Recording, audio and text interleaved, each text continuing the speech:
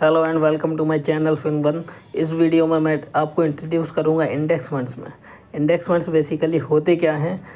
Suppose जब कोई investment करना स्टार्ट करता है स्टॉक मार्केट में तो कन्फ्यूज़न होता है विच स्टॉक टू बाई और which stocks to choose, how will I get the returns.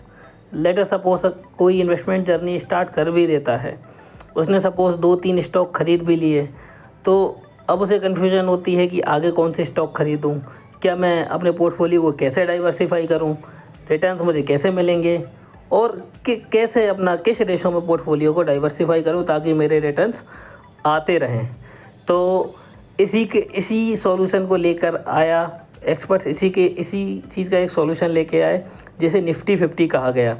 Basically Nifty 50 है क्या? निफ्टी 50 एक इंडेक्स है जो कि हिंदुस्तान के मार्केट को दर्शाता है ओवर द ईयर्स कि इंडेक्स ने इंडियन मार्केट ने कैसा रिटर्न दिया है। जब कोई बाहर से हिंदुस्तान के मार्केट को देखता है, निफ्टी गिरता है तो पता चलता है हाँ मार्केट गिरा हुआ है।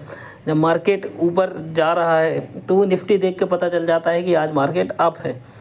तो बेसिकली निफ्टी 50 एक इंडेक्स है जो कि मार्केट को रिप्रेजेंट करता है और नाम से क्लियर होता है Nifty 50 is a collection of 50 stocks, जिसमें 50 कंपनीज़ के जो स्टॉक्स की एवरेजिंग है, सारे स्टॉक्स अलग अलग रेशोज़ में, अलग अलग परसेंटेज में इस इंडेक्स में होते हैं और उसी रेशो में वो डिवाइडेड रहता है। कैसा रहेगा कि मैं भी इसी रेशो में अलग अलग स्टॉक्स में इन्वेस्ट कर पाऊँ, तो मेरे लिए तो टफ रहेगा। तो इसी का एक सॉल्यूशन लेकर आया है कि अब हम इंडेक्स फंड्स में इन्वेस्ट कर सकते हैं। ये इंडेक्स फंड्स वही होते हैं कि जो उसी रेशो में इन्वेस्ट होता है जिस रेशो में ये इंडेक्स में होते हैं। सारी एएमसी जो म्यूचुअल फंड कंपनीज होती हैं सभी के पास इंडेक्स फंड्स होते हैं।